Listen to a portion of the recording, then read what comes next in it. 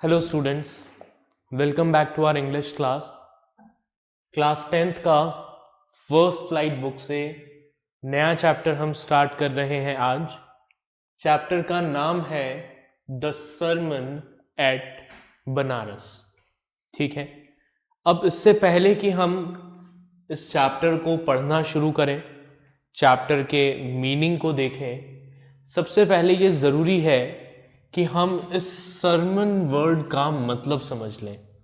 ठीक है, सरमन का मतलब क्या होता है? सरमन का मतलब है a talk on a religious और मॉरल सब्जेक्ट। ठीक है, सिंपल शब्दों में अगर आप इसे समझना चाहें तो हम कह सकते हैं कि जो हमारे धर्म गुरु होते हैं वो जो धार्मिक प्रवचन देते हैं, उस धार्मिक प्रवचन को सरमन कहा जाता है। ठीक है, और इस चैप्टर में हम जिस पर्टिकुलर सरमन के बारे में बात कर रहे हैं, जिस प्रवचन के बारे में बात कर रहे हैं, वो प्रवचन दिया था गौतम बुद्धा ने। ठीक है, और कहाँ दिया था? बनारस में। ठीक है, तो बिना टाइम वेस्ट किए चैप्टर को शुरू करते हैं। अपनी बुक निकालें और मेरे साथ रीड करें। Gautam Buddha 1563 before Christ to 483 before Christ began life as a prince named Siddharth Gautama in northern India. Gautam Buddha जो थे, उन्होंने अपनी जिंदगी की शुरुआत एक राजकुमार के तौर पर की थी।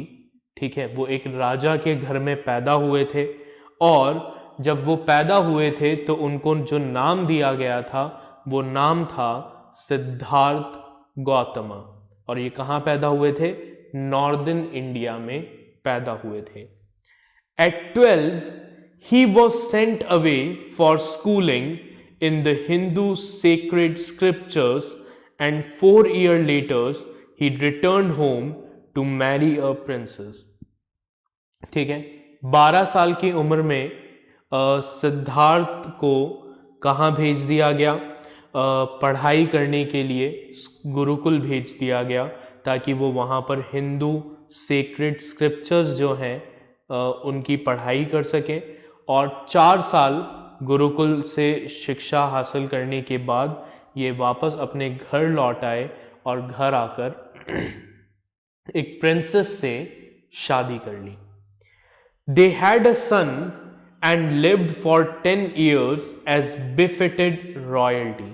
सिद्धार्थ गौतमा को शादी के बाद एक बेटा पैदा हुआ और 10 सालों तक उन्होंने काफ़ी रॉयल तरीके से अपनी ज़िंदगी बिताई, अपनी फैमिली के साथ, अपने बच्चों के साथ। At about the age of 25, the prince, heretofore shielded from the sufferings of the world while out hunting, chanced upon a sick man, then an aged man, then a funeral procession, and finally a monk begging for alms. और अभी तक 25 साल की उम्र तक सिद्धार्थ गौतमा, जिनको दुनिया की तकलीफ़ों से दूर रखा गया था, जिनको पता ही नहीं था कि दुनिया में किस किस तरह की तकलीफ़ें हैं, उन्हें पहली बार 25 साल की उम्र में दुनिया की तकलीफ़ों के बारे में पता लगा। और कब पता लगा, कैसे पता लगा? एक बार सिद्धार्थ गौतमा जो थे वो शिकार पर गए। ठीक है, और जब वो शिकार से लौट रहे थे तो बाय चांस उनकी नज़र किस पर पड़ी? उनकी नज़र पड़ी सबसे पहले एक बीमार आदमी पर। ठीक है, तो इनके साथ जो और लोग थे, इन्होंने उनसे पूछा कि इसको क्या हुआ है। तो जो लोग थे उन्होंने कहा कि राजकुमार ये बीमार है और इस वजह से इनकी हालत ऐसी है। तो सिद्धार्थ गौतमा ने पूछा कि क्या मेरे साथ भी ऐसा हो सकता है? तो जो उनके साथ लोग थे उन्होंने कहा कि हाँ, बीमार तो कोई भी हो सकता है, चाहे वो राजा हो या फिर एक भिखारी हो, बीमारियां तो सबके लिए एक जैसी है, किसी को भी हो सकती है। फिर वो और आगे बढ़े तो आगे उनकी नज़र एक बूढ़े आदमी पर पड़ी और सिद्धार्थ गौतमा ने फिर अपने सिपाहियों से, अपने साथियों से पूछा कि इसको क्या हुआ है, क्या ये भी बीमार है? तो जो उनके साथ जो मंत्री वगैरह थे उन्होंने कहा कि नहीं राजकुमार, ये बीमार नहीं है, ये तो बूढ़ा हो गया है। ठीक है, तो फिर सिद्धार्थ गौतमा ने पूछा कि अच्छा, क्या मैं भी बूढ़ा होऊंगा? तो उन्होंने जवाब दिया कि भाई, एक ना एक दिन तो हर किसी को बूढ़ा होना ही है, ये तो नेचुरल फेनोमेना है, आप भी बूढ़े होंगे। तो फिर वो और आगे बढ़े और आगे उनकी नज़र किस पर पड़ी? एक फ्यूनरल प्रोसेशन पर, एक अंतिम यात्रा पर। ठीक है, कुछ लोग एक लाश को, एक डेड बॉडी को अर्थी पर रखकर शमशान घाट ले जा रहे थे। तो अब सिद्धार्थ गौतमा ने फिर पूछा कि इन्हें क्या हुआ है? तो जो मंत्री वगैरह उनके साथ थे उन्होंने कहा कि राजकुमार, इनकी तो मौत हो गई है, ये अब इस दुनिया में हमारे बीच में नहीं रहे। तो सिद्धार्थ गौतमा ने पूछा कि भाई, क्या मेरे साथ भी ऐसा होगा? क्या मैं भी एक दिन ऐसे ही मर जाऊंगा? तो उन्होंने जवाब दिया कि भाई, मौत जो है वो सबके लिए कॉमन है, एक ना एक दिन तो हर किसी को मरना ही है, चाहे वो राजा हो या फिर कोई भिखारी। ये लोग थोड़ा और आगे बढ़े और आगे सिद्धार्थ गौतमा की नज़र पड़ी एक भिखारी पर, जो क्या कर रहा था, एक भिक्षु पर, एक साधु पर, एक मॉन्क पर, जो क्या कर रहा था, भिक्षा मांग रहा था। उन्होंने पूछा कि ये कौन है? तो जो मंत्री थे उन्होंने कहा कि भाई, ये साधु है, इसने सारी मोह माया को त्याग दिया है और ये किसकी खोज में है? मोक्ष की खोज में है। ठीक है, अब देखिए आगे क्या हुआ। This site so moved him that he at once went out into the world to seek enlightenment concerning the sorrow he had witnessed. अब जैसे ही सिद्धार्थ गौतमा ने ये सारी चीज़ें देखी तो उन्हें एकदम से बहुत शॉक लगा और उन्हें ये रियलाइज़ हुआ कि उनकी जितनी भी प्रॉपर्टी है, उनका जितना भी पैसा है, वो सब कुछ उन्हें इन दुनिया की तकलीफ़ों से, बीमारियों से, ओल्ड एज से, फियर ऑफ डेथ से नहीं बचा सकता।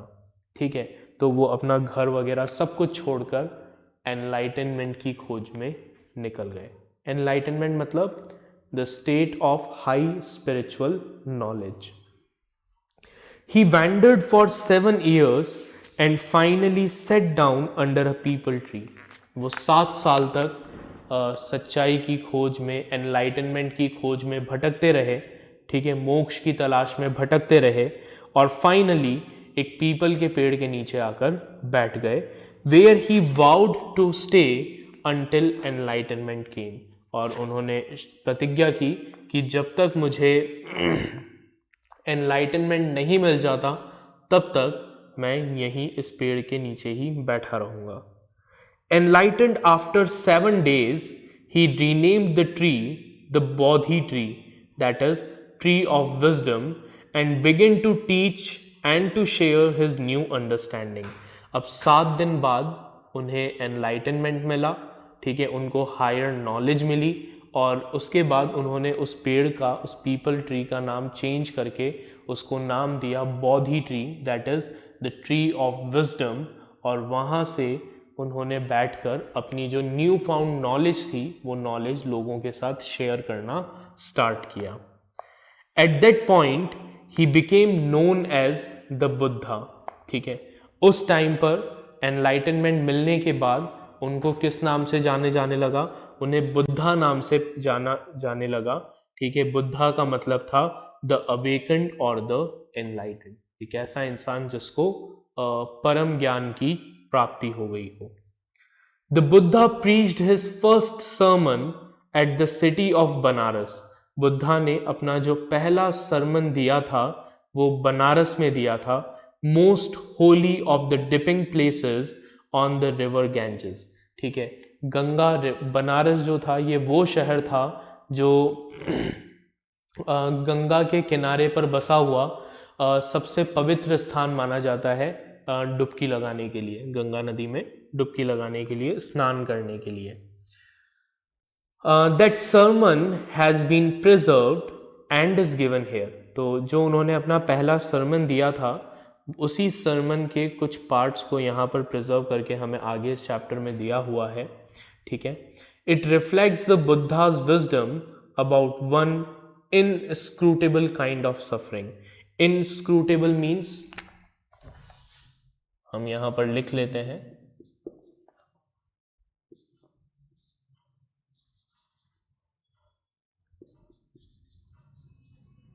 इनस्क्रूटेबल का मतलब होता है something which can not be understood.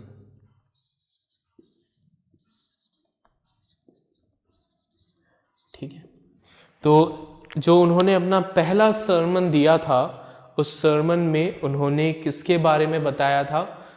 एक ऐसी सफरिंग के बारे में, एक ऐसी तकलीफ के बारे में जिसको समझा नहीं जा सकता था। ठीक है, तो स्टार्ट करते हैं, देखें क्या हुआ था। Let's begin.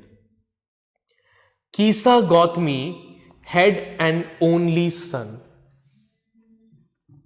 ठीक है, क्या हुआ था? एक लेडी थी जिनका नाम था कीसा गौतमी। ठीक है, Kisa Gotami had an only son and he died. उनका सिर्फ एक ही बेटा था और किसी रीजन की वजह से, which is not yet specified, उस बेटे की क्या हो गई? डेथ हो गई।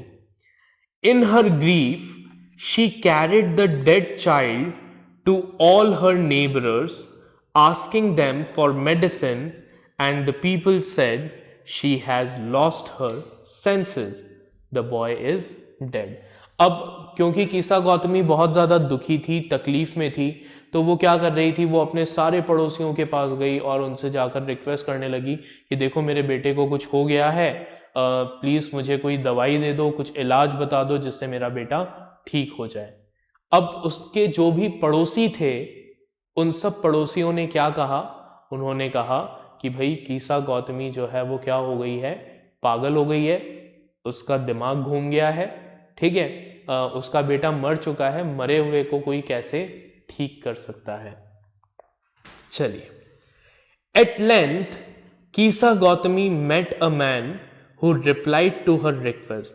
फाइनली कीसा गौतमी को एक ऐसा आदमी मिला जिसने उसकी बात का जवाब दिया।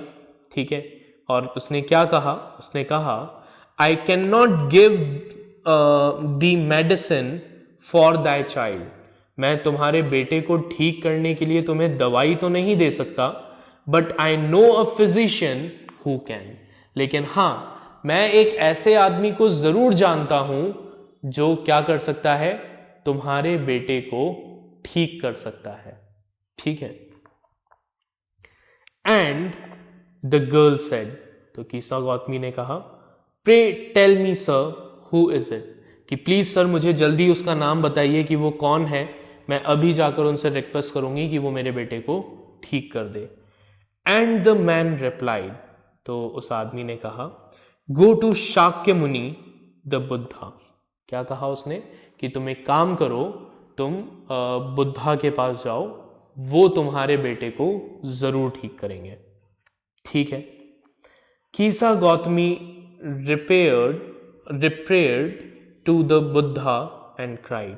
अब कीसा गौतमी जो थी वो बुद्धा के पास आई और आकर उनसे रिक्वेस्ट करने लगी। ठीक है, क्या कहा उसने? Lord and master, Lord and master, give me the medicine that will cure my boy. Please मुझे वो दवा दे दो जिससे मेरा बेटा ठीक हो जाए। अब बुद्धा ने क्या कहा? अच्छा सोचो क्या कहा होगा? क्या ठीक कर दिया होगा? देखिए क्या कहा।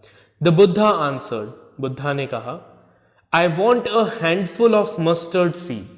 तो बुद्धा ने कहा ठीक है, मैं तुम्हें दवाई दे दूंगा, लेकिन उसके लिए मुझे मुट्ठी भर सरसों के बीज चाहिए।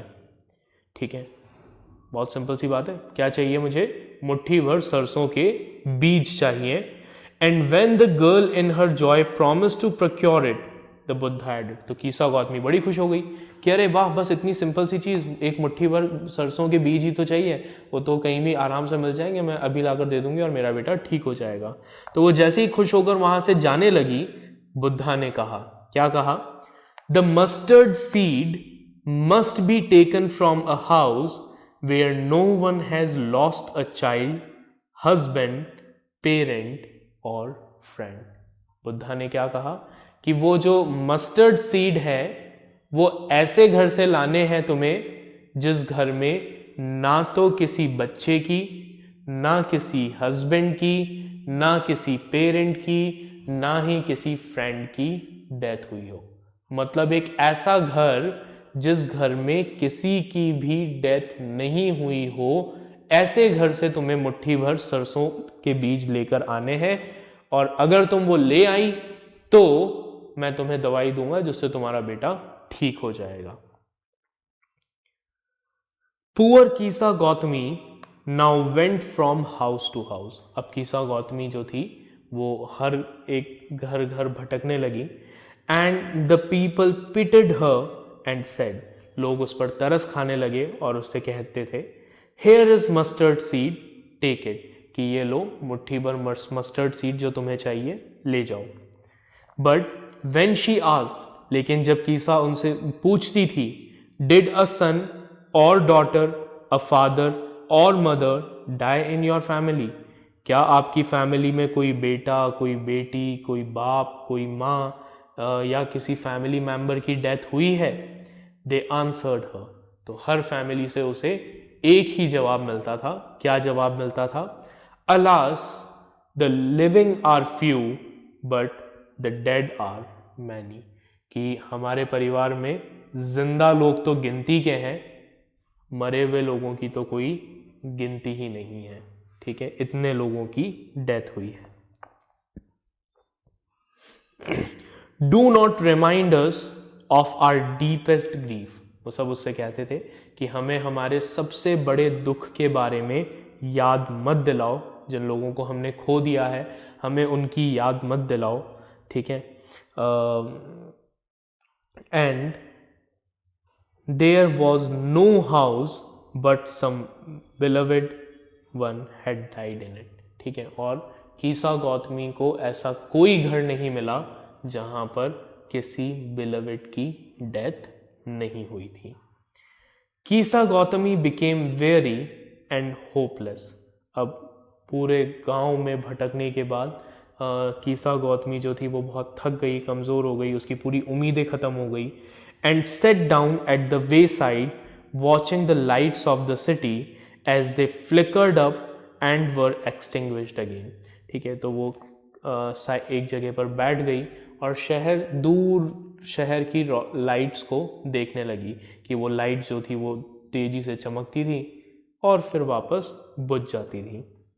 Eight last the darkness of the night reigned everywhere, finally हर तरफ रात का अंधेरा छा गया। And she considered the fate of man, और कीसा गौतमी को समझ में आया कि इंसान की यही किस्मत है। That their lives flicker up and are extinguished again, उसको ये समझ में आ गया कि इंसान की जो लाइफ है वो भी इसी तरीके से फ्लिकर करती है और फिर एक्सटिंग्विश हो जाती है।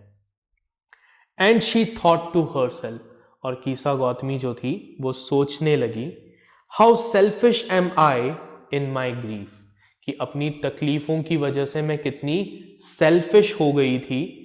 Death is common to all, death जो है वो तो सबके लिए कॉमन है, एक ना एक दिन तो सबको मरना ही है, सबको डेथ का सामना करना ही है। Yet in this valley of desolation there is a path that leads him to immortality who has surrendered all selfishness.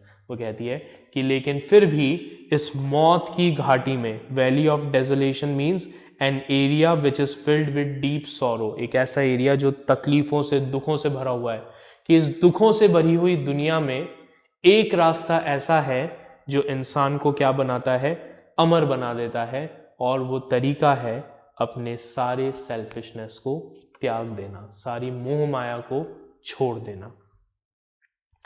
The Buddha said, अब बुद्धा ने कीसा गौतमी को कहा, the life of mortals in this world is troubled and brief and combined with pain. क्या कहा बुद्धा ने कि ये जितने भी मॉर्टल लोग हैं इस दुनिया में, उनकी लाइफ जो है वो बड़ी परेशानी वाली है, बहुत छोटी है, और उसमें बहुत दुख है, बहुत तकलीफें हैं। For there is not any means by which those that have been born can avoid dying. उन्होंने कहा कि इस दुनिया में ऐसा कोई तरीका है ही नहीं जिससे किसी को मरने से बचाया जा सके। The one who is born in this world will have to die one day. जो इस दुनिया में पैदा हुआ है उसे एक ना एक दिन तो मरना ही होगा। After reaching old age there is death of such a nature are living being. Buddha कहते हैं कि इंसानों का यही नेचर है, यही ह्यूमन बीइंग्स का नेचर है, that after reaching old age they will surely die. ठीक है, वो मरेंगे ही। As ripe fruits are early in danger of falling, so mortals when born are always in danger of death. ठीक है, बुद्धा ने क्या कहा, उन्होंने कंपैरिजन करके बताया कि जिस तरीके से पके हुए जो फल होते हैं वो पहले पेड़ पर से टूटकर गिर जाते हैं, उसी तरीके से इंसानों की जिंदगी है। जैसे ही आप इस दुनिया में पैदा हुए, समझ लो कि आप पक चुके हो और आप कभी भी इस दुनिया के पेड़ से गिर सकते हैं। As all earthen vessels made by the potter end in being broken, so is the life of mortals. उन्होंने आगे कहा कि जिस तरीके से सभी earthen vessels, मिट्टी के बने हुए मटके, घड़े जो हैं, वो अंत में, एंड में जाकर वापस मिट्टी में ही मिल जाते हैं, टूट जाते हैं, उसी तरीके से हमारी इंसानों की लाइफ है। Both young and adult, both those who are fool and those who are wise, all fall in the power of death. चाहे आप अमीर हों, गरीब हों, समझदार हों, बेवकूफ़ हों, जवान हों, बूढ़े हों, हर किसी के लिए मौत सेम है और हर किसी को उसको फेस करना ही है। All are subject to death. Death का सामना हर किसी को करना पड़ेगा। Of those who overcome by death depart from life, a father can not save his son nor kinsman their relation. Buddha आगे कहते हैं कि इस दुनिया में we all are overcome by death. ठीक है, हम सब डेथ से परेशान हैं। ठीक है, हम सब उसको फेस करते हैं। ठीक है, हम सबको उसे फेस करना है, लेकिन फिर भी we do not have any control over death. हमारा डेथ पर कोई कंट्रोल नहीं है। A father can not save his son. एक फादर अगर अपनी सारी प्रॉपर्टी, अपनी पूरी एनर्जी, अपने पूरे एफर्ट्स भी लगा ले तो भी वो अपने मरते हुए बेटे को नहीं बचा सकता। नॉर किन्समैन देयर रिलेशन, ना ही कोई किन्समैन, ना ही कोई रिलेटिव अपने रिलेशन के लोगों को बचा सकता है। We have no control over death. Mark, while relatives are looking on and lamenting deeply, one by one mortals are carried off like an ox that is led to the slaughter. Buddha कहते हैं कि जब आपके रिश्तेदार आप किसी की death के बारे में सोचकर शोक मनाते रहते हैं, उसी वक्त कहीं ना कहीं उसी परिवार का कोई दूसरा इंसान मरने के लिए तैयार हो रहा होता है। ठीक है, तो that is a natural phenomena. It is better to accept it instead of fighting or fearing it.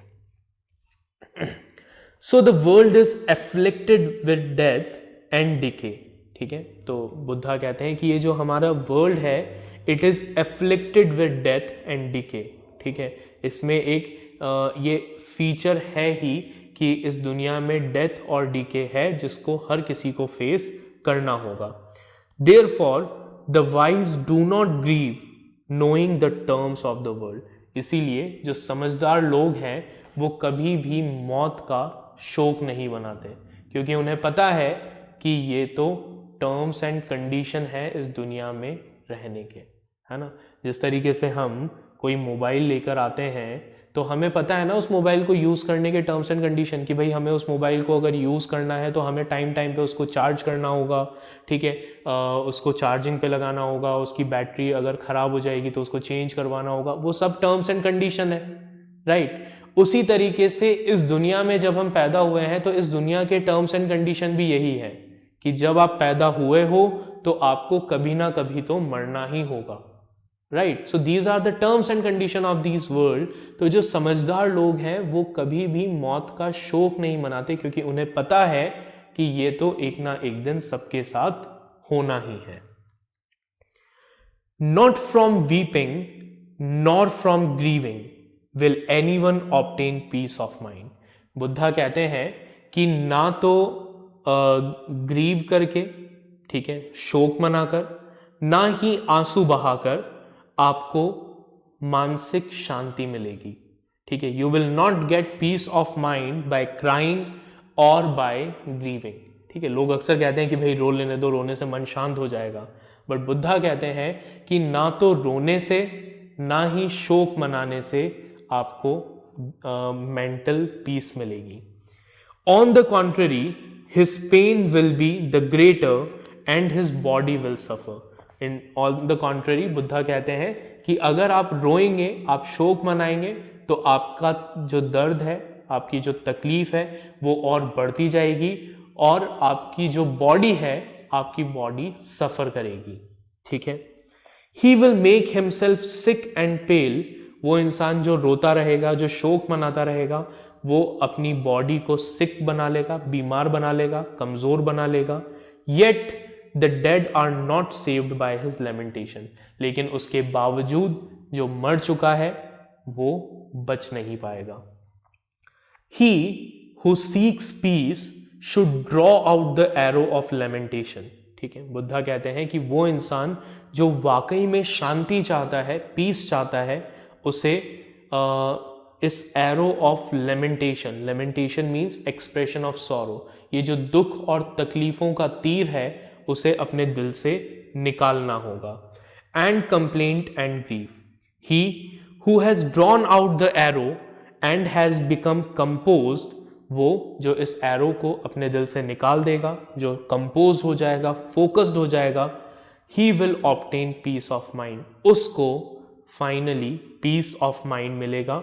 He who has overcome all sorrow, वो जो इन सारी तकलीफों से ऊपर उठ जाएगा, will become free from sorrow and be blessed. वो एक्चुअल में सारी तकलीफों से आज़ाद हो जाएगा और उसको सही मायने में शांति मिलेगी.